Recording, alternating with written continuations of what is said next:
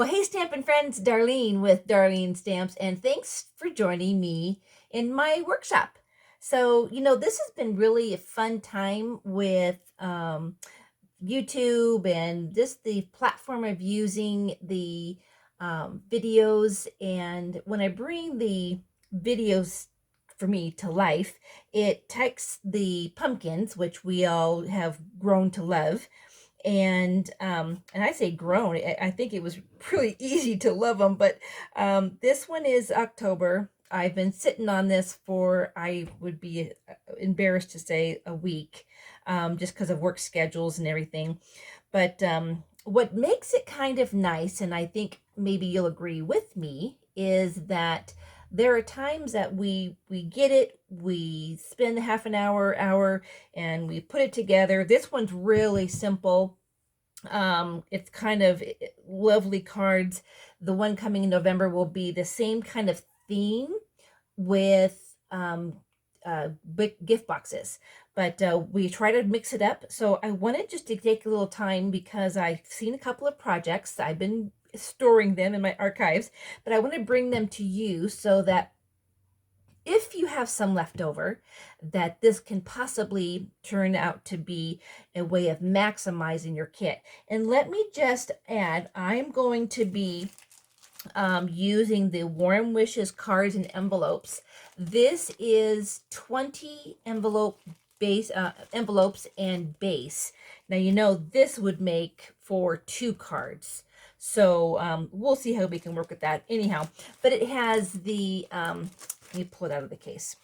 It has the glimmer or the shimmer paper on it. It kind of has a texture to it, and then the stars. So can't really see it real well, but it's in there, iridescent, very pretty. Anyhow, but this is an add-on. If you're a pumpkin subscriber, you can add this to an order. So I'll put it down in my link in regards if you're wanting to get this, or you can contact me. So let me just jump in, and I'm going to show you a really neat fold that I saw, and I'll give homage to the originator, and we'll go from there. Have a great, hold on just one second.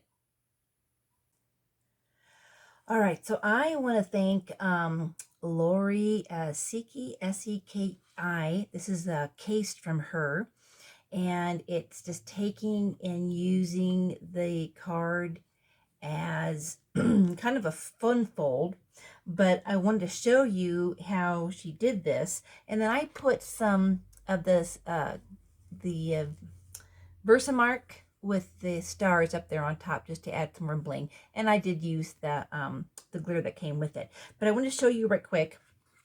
So what she did was she took the card, and rather than doing what we'd normally do, bending it this way, she bent it this way, and get that a firm press, and then took the houses and outlined it. So I'll be right back and get that cut, and I'll show you. Okay, so I just traced out my houses. You see how my pencil mark is on here, but this is going to be cut. This is going to be cut away. So I wanted to be a little bit smaller than my houses. And then just to save time, I'd get my cutter out, but I'm trying to hurry with this. Okay, so that goes off. And then I took the 2 houses, stuck them together. You can see how that's on there. And then I'm just going to glue that onto the cards. And I just thought it was a neat idea because you're doing the fold, but you're using this fold of the card. And it becomes a real neat, what they would call a fun fold. And voila, you have 3 layers of houses, and when you open it, you would have your sentiment. So I did my Merry Christmas, and you can see how this one, I add the extra layer. It's almost like a now and wow. And then you have your sentiment, and there is your card. So then I want to show you one more. and then I'll get to some alternates. Be right back. So this is another fun fold. Beth Kist, Kist. So it just takes our regular base card, just like you'd have here, right? Regular base card. And then this is what they call a bridge. So let me open it first, and then we'll talk about it a little bit. So this is going to open. Then you have the inside, and then one more layer. Isn't that cool? All right, so let me give you some tips. So when you use your card, when you put it in your trimmer, you're going to come in at 1 1/4 on either side. So you're going to keep the fold there, but you're going to go from, basically, you put it in, and it's you set your sorry, come this way, and you'll go 1 1/4 up to 4 1/4 on either side. Then you so you'll have these little flaps, right? And then this is your long houses that come in the kit, and that bridges all the way across. And try to get your sentiment stamp first, because if you don't, this is going to mess you up. Just FYI. Anyhow, so the inside just stays as it is, and then you can see I actually made sure that my moon was when I did my cut. That's why that 1 1/4 is so important on here, because that moon stays there. And then the sentiment gets on there. So this is already stamped. And then I did emboss just so it had some nice color here. And then opening it up again, I stamped the house, and I didn't want my colors to bleed, so I used my Stampin' Up color pencils, and then one of the trees. So let me just show real quick kind of that process and how that looks. Okay, so here is going to be your cut, right? So here's your 1 1/4, and then here's your flap in the middle. So when this comes down, now I'm going to do my little different, just because I wanted to show you something different. I decided that I wanted to take one of the inside cards and make that on my inside, and use a different way on the house. So what I'm going to do, there's my moon. Hold on. Let me just do this. I want to put my moon so it shows. Okay. And then I'm just going to cut these. I was going to measure it, but I thought I would just show you. It's kind of easier. It's kind of easier when you can see it. And that should be coming off right there. Okay. You know, like I said, I had this sit on my craft desk for a week, but you know, holidays are coming, work gets crazy, and sometimes even in our hectic life, we tend to run out of time. Plus, I was thinking that there would be maybe not as many alternates, and I would just do it and skip it. But I really do like having the comments and keeping the channel, just having those ideas. So I wanted this to have a little bit more pop on the side than just plain. So I did the embossing on here so it would have some texture. So I'm trying to be a little different. I just liked this idea that she had posted and thought I would give it a whirl. And then I just found some neat ideas on top. Okay, so we have our side panels. Now we want to put our houses down.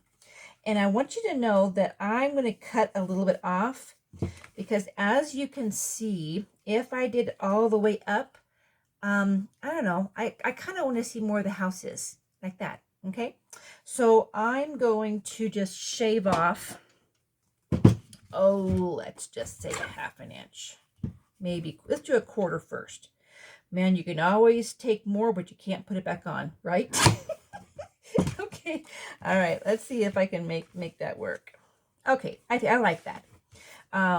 And I'm not too worried. I thought I was going to have a little bit of a problem with the color of white, because you know what comes in the kit is a little more, it's not as bright as our Whisper White. Okay, so now I've got my bridge on, and now I'm just going to do some trimming because it looks like I'm off just a little bit. And if you do it now, then it'll look better on the end. And this is what happens when we're crafting, is that we can correct all of our imperfections, and no one is the wiser. Okay, so now you can see it's coming together. We have our embossing, we have our bridge, and then we're going to open it. And then on the panels, I am just going to use, this is old Christmas paper, DSP, but I liked the green. And so I wanted it to have a little bit of a solid side for my color. And let me do it this way so I can see. And so I thought it would be good. And I think Mossy Meadow, or this is in our kit, so it kind of has a nice little rhyme. But look how the colors of that really kind of make that just more, it's more of a statement versus just plain. All right, so I'll make sure all my edges are done. Okay, and then my sentiment I will do in the red. I just juiced these up, so I have to be careful. So when you use your polymer, I have enough cushion on here. Normally I would use one of my mouse pads when you use polymer, but I've got about 2 layers on here, so I take a chance, or you take a chance when you have your final stamp and then it doesn't work. So, because I'm already committed. So anyhow, so now you have your card, and then when you open it, you have your sentiment, and then I can write anything on here that I want. So anyhow, I thought I would show you that. I thought it was kind of a neat idea, and I want to thank for all the inspiration that comes our way. And I'll be right back with some alternates. You know, a lot of times the kits are questionable, and it takes a lot of creativity to get some ideas or think outside the box. This one was, they've had a couple this year have been really kind of stellar, and they stand out on their own. I think this is one of them as well. And just as a reminder, next month, or actually this month, November, if you get, it's going to be the same theme. And then the Warm Wishes pack is something that you want to pick up. You can only get the pack if you are a subscriber. So if you're not a subscriber and you want to be, let me know, and I can get you signed up under me and get you a discount. So this one is just the stars. I embossed those, and then I used the, this is actually the, I cut this in half from the little labels that came in. And then I thought just it'd be kind of different, kind of take this is from last month's step, and then I popped this up. So just real simple on that. This one, I used the bottom part of the white of this that had the glitter on there. Can you see the glitter? There it is. And using this as the base, and then I had some pieces, so I kind of popped those up. And then this is from last December, little Santa Claus on there.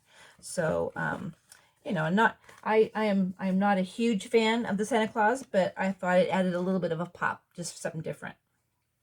And then these become, I popped out some little, quote, not quite snowflakes, but they glitter enough. But those hide imperfections, just let you know. All right, and then this one, I used a Mossy Meadow and just took the house. This is the wreath that came from the envelope, and I had a scalloped 1.5 is what cut out that wreath really neat and gave it almost a little wreath type of curve to that. and had my base on there with the house, and then I embossed the Merry Christmas with that. And this came from Chelsea Christensen, this layout. And then I did some tone on tone with the ink on there, but I thought that kind of gave, just using different elements as you have them out. And then I wanted to use the truck. So I took one piece and I did pop that up and did embossing. This actually is a snowflake from last year. And then did my truck. And then you can see that the tree is the same kind of tree that's in here. So it didn't come from the set, which I could have done. But anyhow, wanted to get a little bit of a dimension on there. But if you have ideas for, you pick up with some of the YouTubers and just a lot of creative people out there, but find your passion, find what makes you happy. For me, it's stamping and loving to share. So if you don't have a demonstrator and you want to get a refill on this, you can pick this up and we can get that to you.